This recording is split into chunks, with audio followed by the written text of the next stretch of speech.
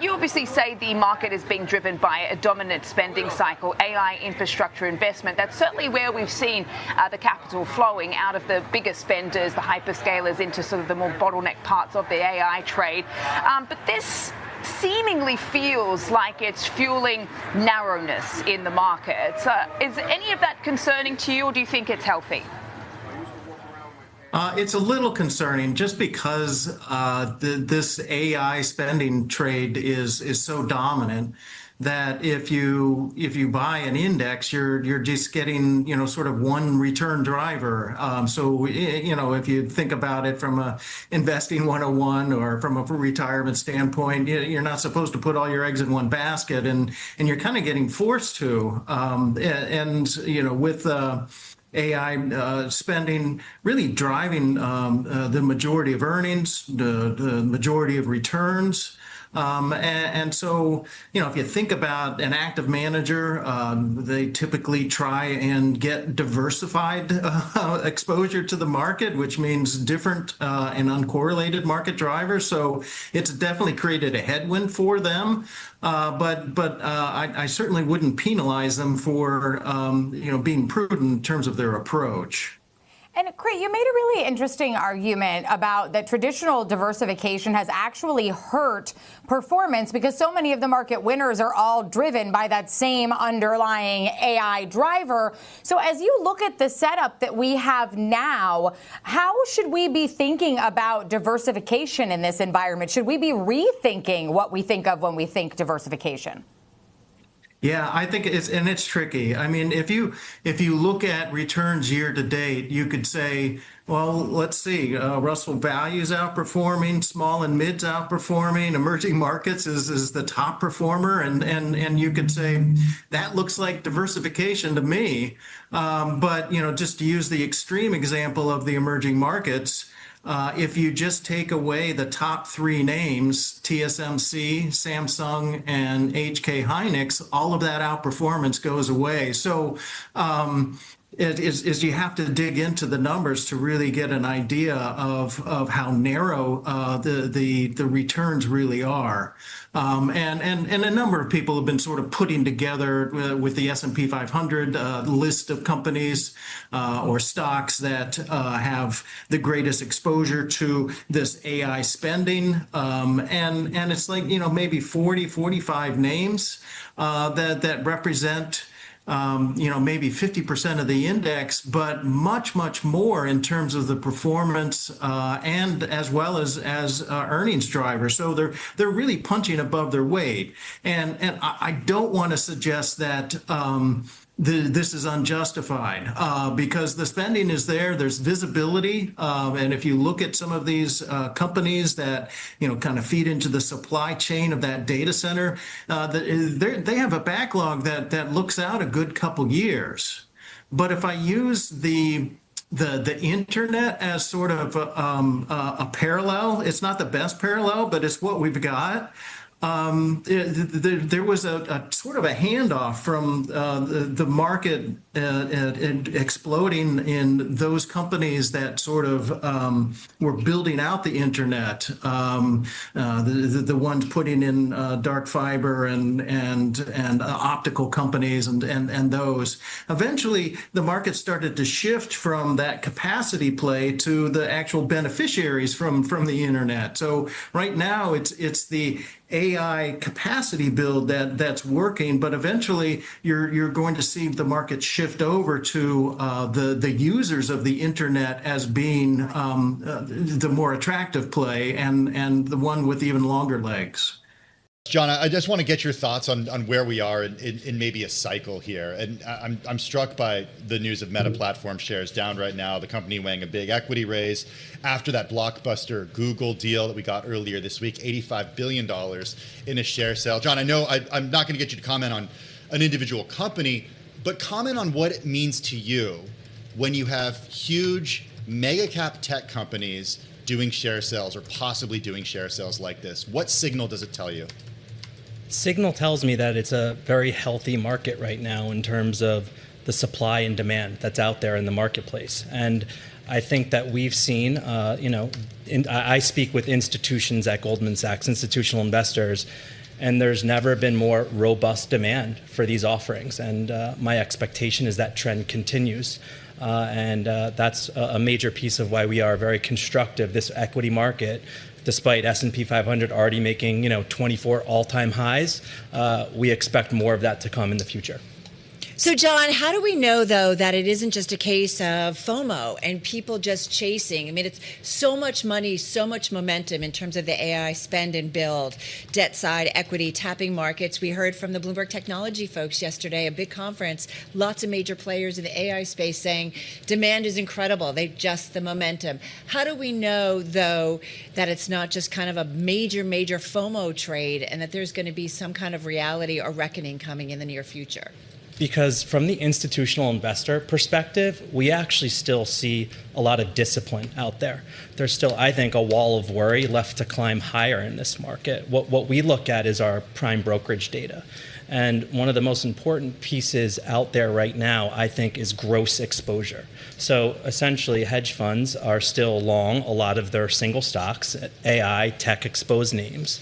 They're also more short macro products against these longs than they ever have been in the history of our data set. What that tells me is there's still healthy skepticism about what is going to happen next. I want to hold my longs, but I want to make sure I'm hedged. And it's essentially the most hedged we've ever seen hedge fund clients at Goldman Sachs on the equity floor. John, what is your take actually on today's stock market sell-off? Because we hear lots of conversations about some market participants, taking profits off the table because they're prepping for this huge wave of big tech IPOs.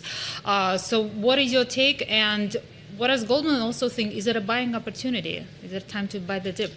I think that there have been few and far dips to buy so far this year. So yes, when you have a 2% sell-off in the S&P 500, it has paid to buy those dips, and I think I think that will continue. I think today you have some profit taking into the weekend ahead of what is likely going to be continued supply, as evidenced by the news that just broke. But really, we had a strong jobs print this morning. And I would say, what are the fears that people continue to list as top concerns? It's inflation, it's Iran, it's private credit. And this morning's jobs print, has rates moving higher. And people now think that we will get a rate hike and by year end. So I think it's healthy.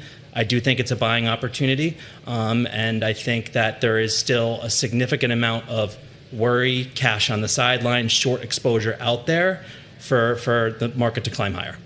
Got it. I also wanted to ask you about one indicator tracked by Goldman Sachs that basically tracks all positioning across hedge funds, long-only investors, retail funds. It is interesting because the stock market is at all-time high. At the same time, positioning is still at a neutral level, which means that there is more room to run. So first of all, please tell me why is that? Why positioning is still so low and what it means for the stock market direction? It's likely a tailwind, and that's exactly what we said. Despite us being close to all-time highs at the index level, from an institutional investor perspective, there is still concern out there. We see that through gross exposure being at all-time high, expressed through a lot of short hedges in macro product, and from mutual fund cash balances. If you look at notional dollars that remain on the sidelines for mutual funds, we are still at a long-term average. It's not like it's not an outlier. So when you look at hedge fund exposure, you look at mutual fund cash, there's still plenty of skepticism left out there. That's why our sentiment indicator is showing healthy positioning, not overexposure. This comparison to the build out of the internet for AI infrastructure, but I've also had guests pose a comparison to the build out of fiber in the late 90s, and that did not play out in the way it was expected. Overall, I think it ended up being a win, but it didn't turn out to be what was priced in here. I mean, we are spending hundreds of billions of dollars on AI infrastructure without clear visibility into the returns here. What evidence are you seeing this is going to pay off? Do you have any feelings that this is the internet versus fiber? So at this point, evidence is limited. There is a big difference between the internet and AI. The internet was is open source. I mean, nobody owns the internet, but with AI, it's a closed system. So all of these model builders, they own the model. And so that changes sort of the dynamics. In terms of the fiber build out, you're correct. I mean, you reached a point where you had enough fiber. In fact, they ended up overbuilding dramatically. If you look today at demand versus supply, we're not there. We're not even close. Maybe 2 years from now we could be there, but also there might be some constraints just from in terms of getting access to power and those types of things that could slow some of the capacity build. But also there's the idea that the proliferation of AI use, and as it continues to get more and more intelligent, the capacity demand can continue to outweigh the supply for maybe on a period that was more extended than what we saw with the fiber build. We're just at this tech event. We talked a lot about AI. Haktan of Broadcom was here. I mean, all of the major players. And there was a lot of enthusiasm, I think it's safe to say, with some cautiousness, but a lot of enthusiasm. Having said that, because of what you were seeing, particularly among institutional investors and hedge funds, do you think the retail investor and markets overall are not really thinking that we could see some kind of pullback or mini correction as a result? I think that there is a slight disconnect between the retail investor right now and the institutional investor. That being said, I think that retail will continue to buy the equity market as we have some mega cap IPOs likely in the pipeline between now and year end. We'll see how that plays out. But these are high-profile companies that typically grab the attention of retail. And once retail starts buying, they don't really stop unless there is true job loss. Our data shows that retail bid disappears when there is job loss. And the last time that we saw retail as a net seller of the U.S. equity market for more than a consecutive week was back in March of 2020 during the depths of COVID. So wow. It really, you have to watch employment, you have to watch jobs, and until we start to see job destruction, that retail bid will likely remain a healthy constant in the marketplace. Well, we certainly got a positive print today in that arena. John, I'm wondering though, what would give you pause apart from job losses? What would give you pause with an equity rally such as this? If we started to get disappointing in earnings, and frankly, we continue to see companies clear these hurdles. Last quarter, earnings were solid. We are optimistic about next quarter. If you start to see earnings holistically across the S&P 500 disappoint, that would be highly concerning to me. We haven't seen any evidence of that. We aren't bracing for any evidence of that in the near term. I have to ask you, John, about systematic funds, because as we remember in March, this market was really driven by technical factors. What does your data tell us right now about how positioning looks like across CTAs, vol control funds, and what does it mean again for the stock market direction? Systematic funds have had a solid year of performance, and right now they are relatively full in terms of S&P 500 exposure. This is an incredibly momentum-driven community, and right now, as the market moves higher, they will continue to add. That being said, the highest velocity of buying is behind us. If we do take a turn lower, have several more days of what we're going through today, you will see that CTA community start to sell the equity market. That being said, the systematic positioning in the marketplace is very small relative to retail, relative to corporates, relative to hedge funds, asset managers, sovereign wealth funds. So that would be one noteworthy piece of supply. We think all the other sleeves of demand outweigh that in a move lower.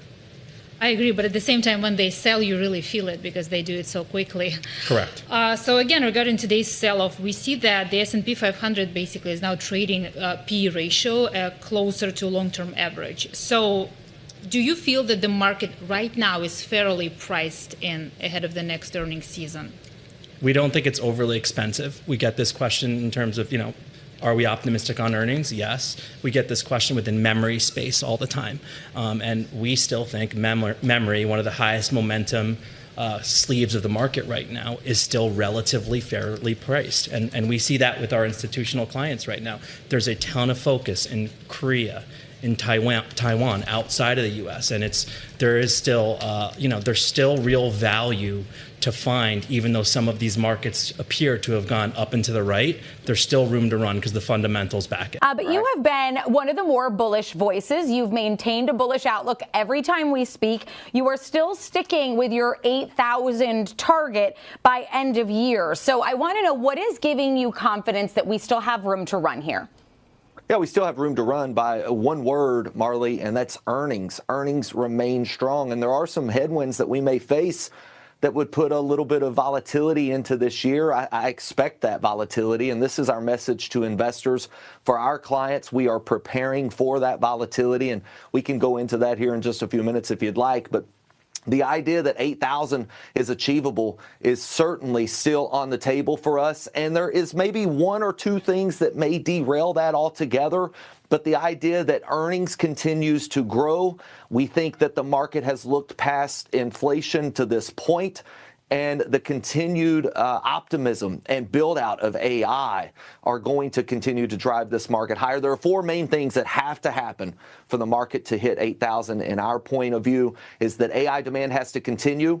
That AI demand is obviously going to spark more optimism. We've got to see oil continue to not be a problem for us. Below $100 a barrel is a must for us. And again, if that continues to tick higher and stays higher, that could pose a problem. We believe that earnings has to continue to grow, and oil could be the big determining factor as to whether that's the case. Earnings could suffer because of price of oil and energy. And then lastly, we have to have investors that stay calm through what we believe is coming, which is a little bit of volatility this summer and into the midterms. Okay, so we have to have AI demand stick with us. We have to have oil below 100. We have to have earnings growth continue, and we have to have investors keeping their cool no matter what happens. But I want to stay calm. I want to jump back. You said there are one or two things that could derail your thesis. What are those one or two things, Dale? Yeah, I think oil staying higher, and the idea that oil stays above $100 a barrel, that inflation becomes a noise that we just can't ignore any longer. The labor market stays strong with this inflation facing the Fed. As much as Kevin Warsh doesn't want to do it, there may be a forced rate hike, and that would not help the market in the short term for sure. And clearly, the 10-year note really doesn't care what Kevin Warsh does. Ideally, if inflation continues to remain higher and the labor market stays strong, we see the 10-year note creeping higher. This could put a dent in that thesis as well. And I'll tell you one more, is this idea that this, and what seems to be a bullish sentiment really could actually put a little bit of a pause on this 8,000 this year, is this IPO wave that we see coming, these mega IPOs that are causing a lot of money to flood into them perhaps when they IPO. Where's that money coming from, Marley? Is that coming from something else? Is that just rotating out of what we would consider leadership now and forming this new band of leadership? Or is that money coming off of the sidelines? And that is still the wild card yet to be seen.